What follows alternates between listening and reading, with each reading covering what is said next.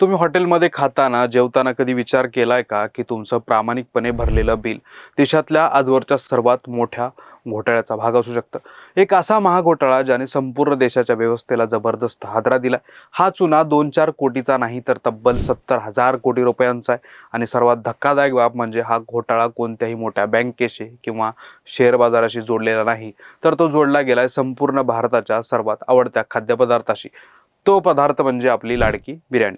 आणि यातील सर्वात आश्चर्याची आणि थरारक गोष्ट कोणती माहिती आहे? इतक्या शिताफितीने सुरू असलेला हा महाघोटाळा कोणत्याही माणसानं किंवा गुप्तहेराने पकडलेला नाही, तर या काळ्या धंद्याचा बुरखा फाडला AI तंत्रज्ञानानं.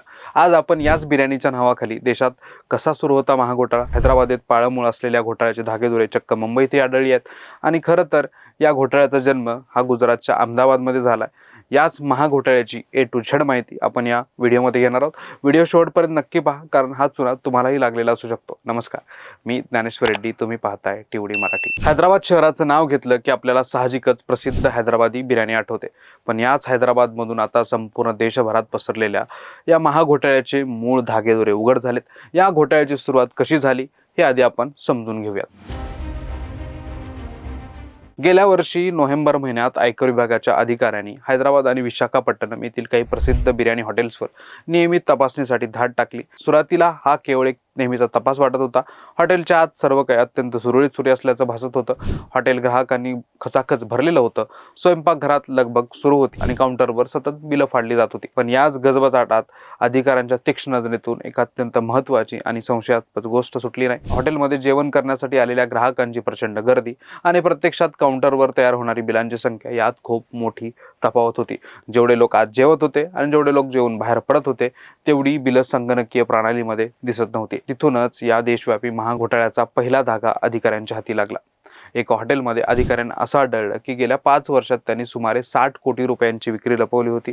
तर आणखी एका हॉटेलने याच कालावधीत 20 कोटी रुपयांची कर चोरी केली होती. जेव्हा अधिकाऱ्यांनी या धाग्यावर अधिक खोलात जायला सुरुवात केली, तेव्हा एका पाठोपाठ एक अत्यंत धक्कादायक खुलासे होऊ लागले. या प्रकरणाची पाळंमुळं केवळ हैदराबाद पुरते मर्यादित नसून ती संपूर्ण देशभरात खोलवर पसरली असल्याचं समोर आलं. आता तुम्ही विचार करत असाल की आजच्या या डिजिटल युगात इतक्या मोठ्या प्रमाणावर कर चोरी कशी काय शक्य आहे, आणि तेही सर्व ग्राहकांना छापील बिल दिलं जात असताना. तर याचं मूळ उत्तर एका खास बिलिंग सॉफ्टवेअरमध्ये दडलंय. तपासादरम्यान अधिकाऱ्यांना आढळलं की देशभरातील अनेक हॉटेल्स एकाच प्रकारचे बिलिंग सॉफ्टवेअर वापरत आहेत. या सॉफ्टवेअर प्लॅटफॉर्मचा रेस्टॉरंट बिलिंग सॉफ्टवेअर मार्केटमध्ये तब्बल 10% वाटा आहे. तपासणी पथकाने या सॉफ्टवेअरच्या मुळाचा कसून शोध घेतला, तेव्हा त्याचे धागेदोरे गुजरातमधील अहमदाबादेत सापडले. आणि या सॉफ्टवेअरमध्ये अतिशय धक्कादायक आणि बेकायदेशीर असं डिलीट बटन देण्यात आलं होतं. हॉटेल मालक ग्राहकाकडून रोख रक्कम, कार्ड किंवा डिजिटल माध्यमातून पैसे घेत असत आणि ग्राहकांना रितसर बिलही देत असत. पण दिवसाच्या शेवटी किंवा महिन्याला हे लोक सॉफ्टवेअर मधील रोख रकमेची बिलं थेट नष्ट करत. काही वेळा तर सलग 30 दिवसाची बिलं एकाच क्लिकवर गायब होत होती. समजा एका हॉटेलने महिन्याला 10 लाखाची कमाई केली, तर ते संगणकावर फक्त 2 लाखाची कमाई दाखवायचे आणि उरलेली 8 लाखाची बिलं डिलीट करायचे. एका प्रकरणात 2,784 रुपयाचं बिल बदलून ते अवघे 27 रुपये करण्यात आलं होतं. अधिकाऱ्यांच्या मते हॉटेलने 100 रुपये कमावले असतील, तर त्यांनी केवळ 73 रुपये दाखवले आणि उरलेले 27 रुपये थेट स्वतःच्या खिशात घातले. अशा प्रकारे त्यांनी खोटे उत्पन्न दाखवून कोट्यवधी रुपयांचा कर बुडवला. या घोटाळ्याची व्याप्ती आणि आकडेवारी ऐकून तुमची झोप उडेल. आयकर विभागाने तपासासाठी बिग डेटा अॅनालिटिक्स आणि जनरेटिव्ह AI सह विविध AI साधनांचा वापर केला. याद्वारे सुमारे 1.77 लाख रेस्टॉरंट्स ID मधील डेटा आणि 60 टेराबाईट व्यवहाराच्या डेटाचं विश्लेषण करण्यात आलं.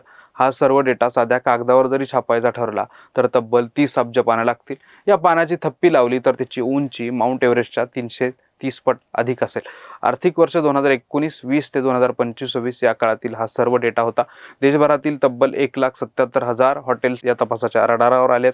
केवळ बिलं नष्ट करून 13,000 कोटी रुपयांची उलाढाल लपवण्यात आली आणि देशभरात मिळून एकूण 70,000 कोटी रुपयांची कर चोरी झाल्याचा अंदाज आहे. हा आकडा एवढा मोठा आहे की एका प्लेट बिर्याणीची किंमत 300 रुपये धरली, तर यात तब्बल 2,30 कोटी बिर्याणीच्या प्लेट्स येतील. या घोटाळ्याचे जाळे देशभर पसरल्याचं आढळलं. यामध्ये कर्नाटकमध्ये सर्वाधिक कर चोरी झाल्याचं उघड झालं. तिथे सुमारे 2,000 कोटी रुपयांची बिले नष्ट करण्यात आली. त्या पाठोपाठ तेलंगणात 1,500 कोटी रुपये आणि तमिळनाडूत 1,200 कोटी रुपयांची बिलं नष्ट करण्यात आली. आपला महाराष्ट्र आणि आपली आर्थिक राजधानी मुंबई देखील यात अजिबात मागे नाही. मुंबईतील अनेक मोठ्या आणि प्रसिद्ध हॉटेल्सनी याच सॉफ्टवेअरचा वापर करून करोडो रुपयांचा कर बुडवल्याचंही स्पष्ट झालंय.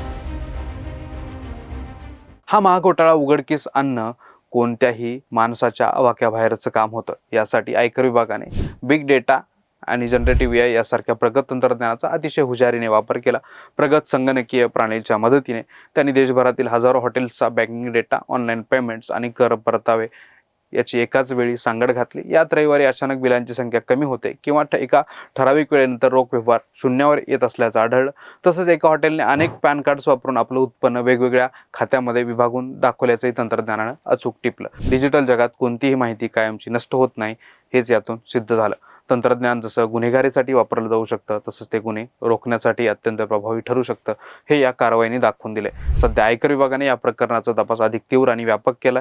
ही केवळ घोटाळ्याची सुरुवात असू शकते, कारण सध्या अनेक इतर बिलिंग सॉफ्टवेअर वापरत आहेत आणि त्यामध्ये अशाच प्रकारची अनियमितता असण्याची शक्यता आहे. त्यामुळे इतर सॉफ्टवेअरमध्येही अशाच प्रकारची अनियमितता झाली का आणि या घोटाळ्याची रक्कम आणखी वाढणार आहे का, या घोटाळ्याची रक्कम आणखी वाढणार का हे पाहणं महत्त्वाचं ठरणार आहे. पण सध्याच्या घडीला देशाच्या इतिहासातील सर्वात मोठा घोटाळा हा आहे हे मात्र नक्की. तुम्हाला 70,000 कोटीच्या बिर्याणी घोटाळ्याबद्दल काय वाटतं? या महाघोटाळ्याला जबाबदार असणाऱ्यावर कोणती कठोर कारवाई झाली पाहिजे? खरंच त्यांच्यावर कारवाई होईल का?